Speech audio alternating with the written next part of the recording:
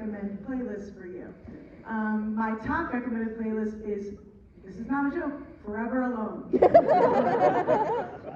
We don't all have to be as honest as that Uber driver about my life. All right. I'm so sad to bring up our next performer, but I'm so excited for you to see her material. Please welcome McKenna Tedford-Coles!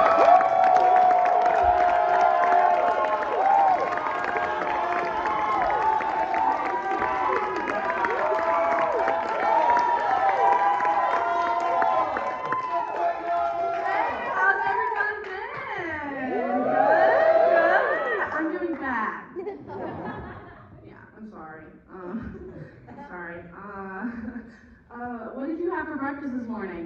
Bagel. Yeah, I lost someone recently. She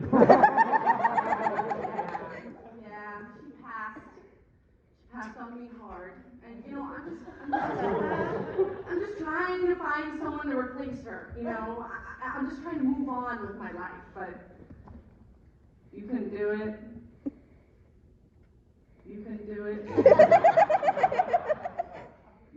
You actually kind of look like her. What should I do with my relationship with my mother? No, you couldn't do it either. She always had an answer. I'm just trying to find a way to move on. I'm just really hoping that she's in a better place. That's all you can hope for. And last time I saw her, it was dark. Okay, it was gloomy. She's working in an office with no windows.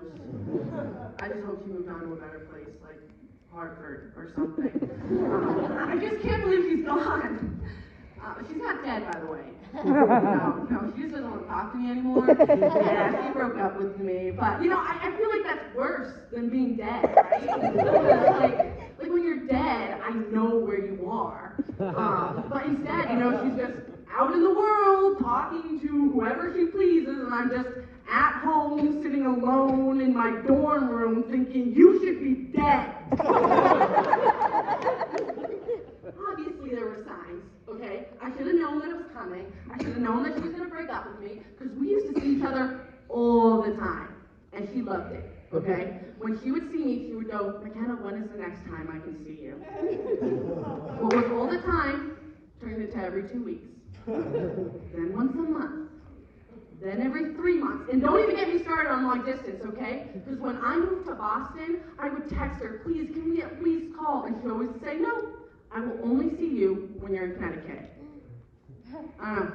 Something about insurance. I just can't believe she broke up with me. I didn't even know therapists could do that. And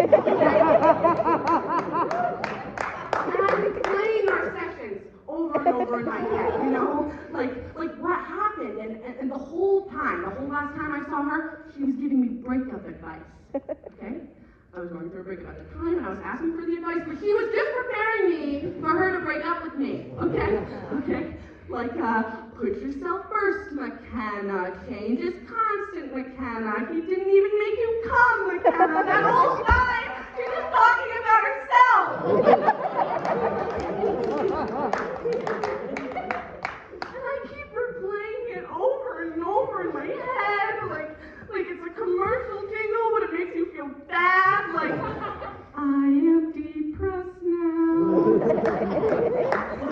I think I must have done something wrong, right? Like, I must have done something wrong, and I was crying a lot in our last session, and I try not to cry in front of my therapist because I want her to like me. This time I was crying a lot, and usually when I cry in front of my therapist, it's sort of like, looking at a gorilla at the zoo through a glass window, okay?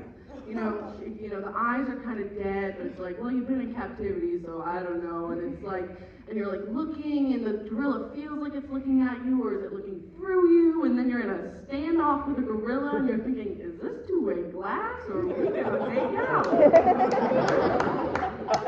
This is my therapist usually looks at me when I'm gonna cry, but this time she was looking at me like I was a person who was crying, and it was her responsibility to fix it. Oh my God, that's so embarrassing! Like, no wonder she broke up with me, right? Like, she totally had total reasons to break up with me. And usually I deal with breakups really well. Like, I'm usually really good at it. I just don't know what to do when my therapist breaks up with me. Like, when a guy breaks up with me, I just put all this stuff in a box and leave it on his front steps. I don't even know where my therapist lives. And I also feel like with a breakup, it's like, okay, here's someone who has seen me naked, and I hate them now. But my therapist has not only seen me naked, vulnerability-wise, he knows more about me than I know about myself. Like, my therapist loves to give me medical diagnoses and just act like I knew about them the whole time. Like, I have really bad PMS. Like, I yellow wallpaper it every month. And I tell this to my therapist, and she goes, yeah, McKenna, you have PMDD. And she, I was like, okay. And what this is, it's premenstrual dyswork disorder, which is just a PC term for hysterical woman. And all that means is you gotta take 10 antidepressants out of the month, and if you only have to take 10, it means you're not that sad. I'm not that sad! I take them all the time now. I also feel like, the end goal with an ex is you can see them in the supermarket, you can have small talk, and you can move on with your life. If I saw my therapist in the supermarket, I'd die. I would die. She is not supposed to know what fruits I buy out of season. I saw my therapist over spring break. I totally did, guys. Can you believe that? I totally fucking saw her on spring break. We were at a high school production of Mary Poppins Jr. And we were there for the same person. So not only did I have to have small talk with my therapist, I then had to stand next to my therapist as I held a bouquet and waited for a 14-year-old to make their rounds so we could say, oh, you killed Michael Bent.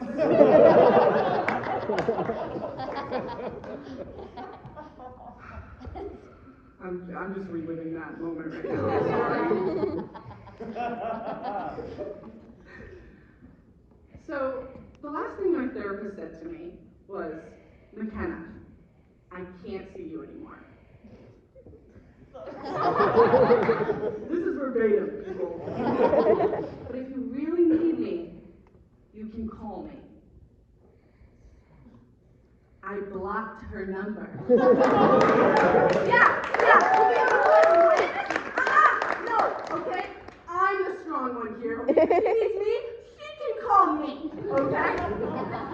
But I do really need a therapist, so if you know anyone or like a friend, like is recently graduating psychology, my number is 860-455-6575. Again, it's